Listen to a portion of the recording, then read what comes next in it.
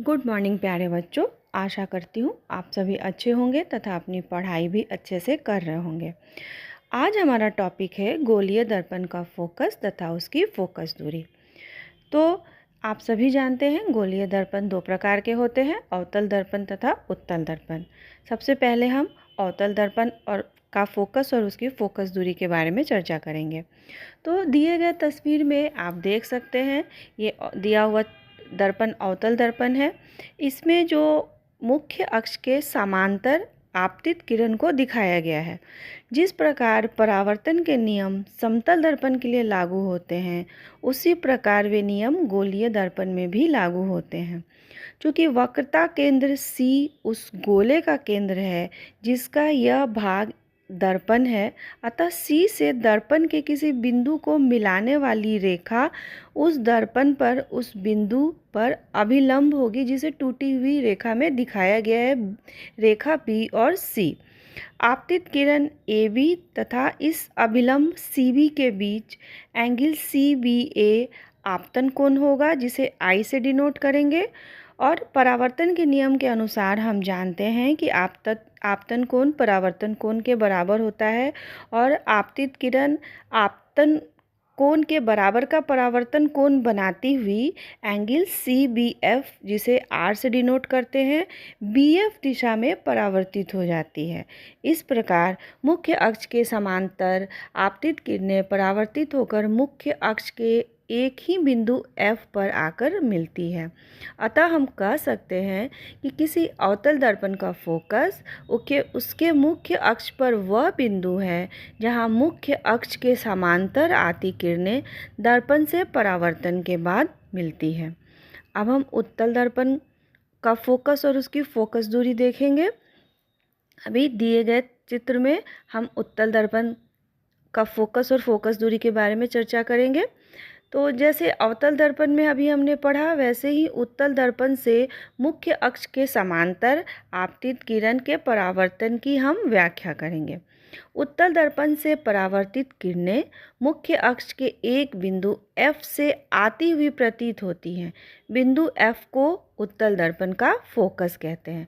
अतः किसी उत्तल दर्पण का फोकस उसके मुख्य अक्ष पर वह बिंदु है जहाँ से मुख्य अक्ष के समांतर आती किरणें दर्पण से परावर्तन के बाद आती हुई प्रतीत होती हैं।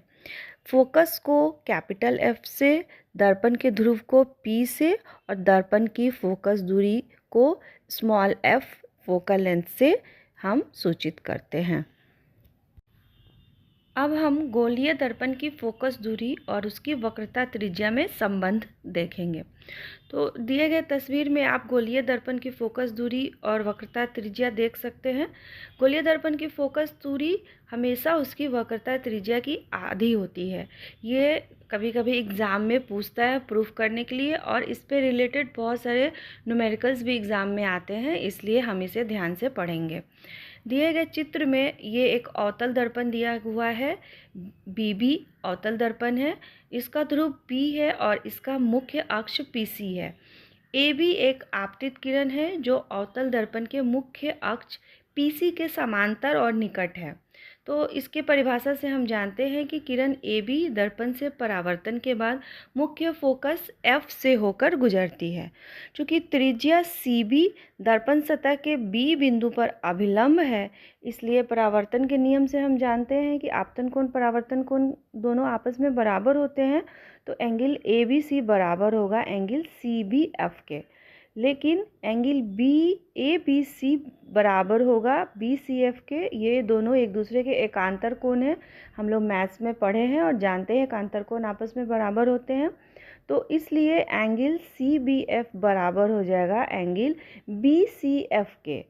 अब चूंकि त्रिभुज BCF समद्विबाहु त्रिभुज है, इसलिए दो भुजाएं आपस में बराबर होंगी। BF भुजा FC के बराबर होगा। यदि B P के बहुत ही निकट हो तो BF और PB लगभग बराबर माने जाएंगे। तो PF बराबर FC के, इसलिए PC बटा 2 हाफ हो जाएगा। तो F इक्वल टू R/2, जहाँ PC R दर्पण की वक्रता त्रिज्या है। तो इस तरह हम देखते हैं कि दर्पण चाहे अवतल हो या उत्तल हो, यदि आपतन बिंदु ध्रुव से बहुत दूर न हो तो फोकस दूरी दर्पण की वक्रता त्रिज्या की आधी हो जाती है। अर्थात दर्पण का फोकस उसके ध्रुव तथा वक्रता केंद्र के ठीक बीच में होता है। अतः FC बराबर PF, या इससे हम PC बराबर 2PF या R बराबर 2F भी कह सकते हैं। तो इस तरह से F = R/2 हम सिद्ध कर सकते हैं। आज के लिए बस इतना ही।